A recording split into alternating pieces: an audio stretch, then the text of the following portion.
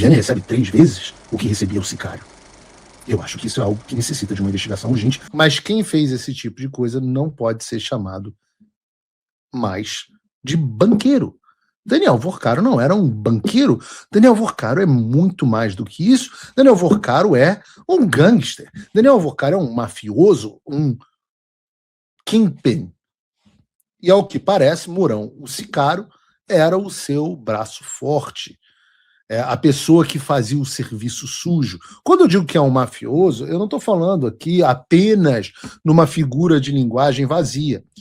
Se você assistiu ou leu o filme O Poderoso Chefão e o livro O Chefão, do Mário Puzo, você vai se lembrar que o Don Corleone tem um executor, um homem que os Corleone enviavam quando queriam intimidar alguém, quando queriam fazer uma oferta que não poderia ser recusada. Esse personagem se chama Luca Brasi. Da mesma forma, o mafioso Dom Vorcaro tem o seu executor, o seu Luca Brasi, o sicário.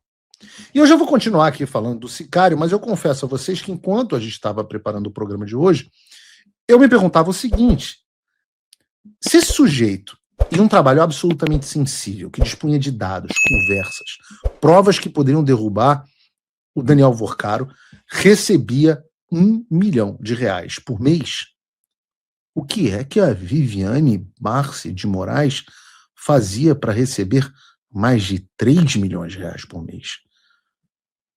Mais de R$129 milhões. Eu creio que Viviane recebe 3 vezes o que recebia o sicário.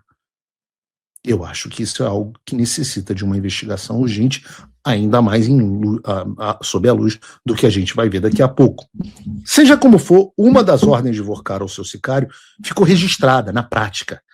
E uma mensagem de WhatsApp entre os dois, o Mourão informa que está monitorando um ex-funcionário do Daniel Vorcaro, cujo nome não foi revelado. E perguntou se havia algum telefone que precisasse de monitoramento. O Mourão também se colocou à disposição junto da turma para intimidar uma outra pessoa que trabalhou para o Vorcaro e que teria feito a gravação, uma gravação do mafioso, do Vorcaro, sem a sua autorização. E nós sabemos, pelas festas que o Vorcaro dava, que ele não gostava muito desse negócio de ser gravado por outras pessoas. Eu já disse a vocês, já contei aqui a vocês a história de uma pessoa que eu conheço que participou de uma das festas do Vorcaro e que disse que os telefones eram proibidos. Seja como for, ato contínuo, o Mourão recebe uma ampla documentação pessoal do funcionário que deveria ser intimidado, com o Vorcaro afirmando que o sicário deveria levantar tudo dos dois em referência ao funcionário e a um chefe de cozinha a ele associado. O Vorcaro, inclusive, diz expressamente: o bom de dar um sacode no chefe de cozinha primeiro é que o outro vai se assustar.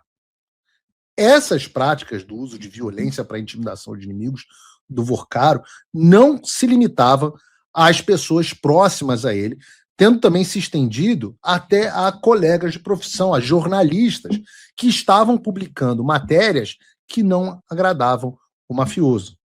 Foi o caso, por exemplo, do Lauro Jardim. Vejam a troca de mensagens entre sicário e Vorcaro. O sicário diz: esse Lauro Jardim bate cartão todo domingo? HRS, hein? Lança uma nova sua, positiva? Vorcaro, sim. Mourão, cara escroto. Vorcaro, tinha que colocar gente seguindo esse cara para pegar tudo dele. Vorcaro dizendo: o Mourão, vou fazer isso. O Vorcaro diz: esse Lauro, quero mandar dar um pau nele, quebrar todos os dentes, num assalto. O Vorcaro diz: quero dar um pau nele. Mourão, pode? Vou olhar isso. Vorcaro diz: sim. Eu volto a repetir. Diante de um cenário como esse, que vocês estão vendo em todos os jornais, não dá para fingir que o Vorcaro é um banqueiro. E não um mafioso. E não um gangster. O cara estava mandando assaltar e quebrar todos os dentes de um jornalista, porque esse jornalista estava expondo os esquemas ilegais e as fraudes dele. Pô, eu já fiquei muito puto com o Lauro Jardim, com quem eu me dou bem no limite que é possível se dar bem com ele, mas nunca cheguei ao ponto de pensar, mandar. Ele já me difamou várias vezes. Lauro já me difamou assim, trocentas vezes, e eu falo isso para ele na cara dele, mas não consigo me imaginar contratando um capanga para espancá-lo e quebrar todos os dentes. O objetivo é evidente. O que o Vorcaro queria era mandar uma mensagem não somente ao Lauro Jardim, mas também a toda a imprensa que ousasse continuar falando sobre o assunto do Banco Master. Por isso eu me solidarizo. Por isso que eu me solidarizo ao Lauro Jardim. No vocabulário mafioso, o Vorcaro queria mandar uma mensagem siciliana à mídia e aos jornalistas. Algo que me chama atenção nisso é que vejam o grau de loucura do Brasil. Enquanto o Alexandre estava sendo aplaudido pela imprensa, falando de um atentado contra ele, de um plano para matar o ministro, aquela história do Zé Fié pegando táxi, umas coisas que não acharam nada no WhatsApp, um monitoramento mafajuto do planeta Terra. Enquanto o Alexandre, isso aconteceu enquanto o Alexandre estava fazendo esse teatro, sob os aplausos de vocês da Globo News, inclusive, em certa medida, do próprio Lauro, todo mundo da mídia comprando essa história de fajuta, esse mesmo Alexandre estava fazendo um contrato de 129 milhões de reais, se reunindo na casa, intercedendo e fazendo favores para um mafioso que mandava, de fato, espancar jornalista, perseguir ex-funcionário e monitorar gente ligada a ele, gente que não gostava. Enquanto o Alexandre fechava os olhos para o Vorcaro e recebia uma propina de 129 milhões de reais, ele inventava a BIM paralela, o gabinete do ódio, o não sei o quê, o núcleo da tentativa de assassinato, a Operação Punhal Verde e Amarelo. E a mídia, é o salvador da democracia, no bolso do sujeito que estava mandando espancar o colega Lauro Jardim. E me espanta.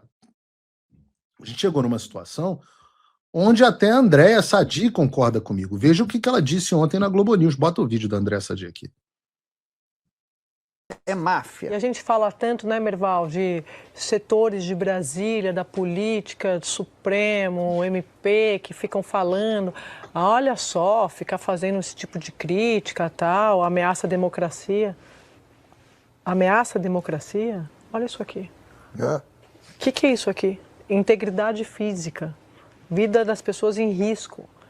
Isso aqui era para estar parando essas grandes autoridades de Brasília que ficam reclamando de crítica, que ficam chamando atenção para a defesa de democracia com a vida das pessoas em risco. Então, é para a gente, de fato, se perguntar o que a gente está falando, se tem uma democracia relativa para algumas pessoas. Que porrada, hein? Faltou dizer a parte importante, que o grande defensor da democracia, protegido e exaltado por vocês, estava no bolso, recebendo 129 milhões de reais de propina deste mesmo mafioso. Enquanto parou o Brasil, enquanto a Polícia Federal só tratava desse assunto.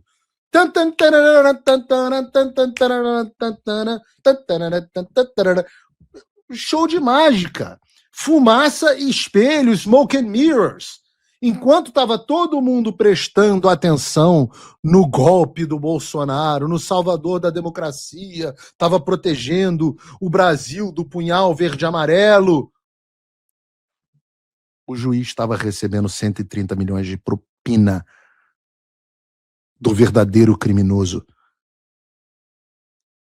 Isso é que eles chamam de, como está dizendo o Andréa Sadi, de salvar a democracia. Esse era o herói de vocês. Né? Esse é o herói de vocês. Mas que vocês falavam, muita gente, eu queria que o Alexandre de Moraes morresse. Eu falava assim, nunca fale um troço desse. Eu queria isso, eu queria viver isso que a gente está vivendo agora. Mas Paulo, ele continua no poder. Não tem problema. Isso vai passar também, né? A frase do filme do Batman, do Christopher Nolan, o Duas Caras fala, ou você morre um herói, ou você vive o suficiente para se transformar em vilão.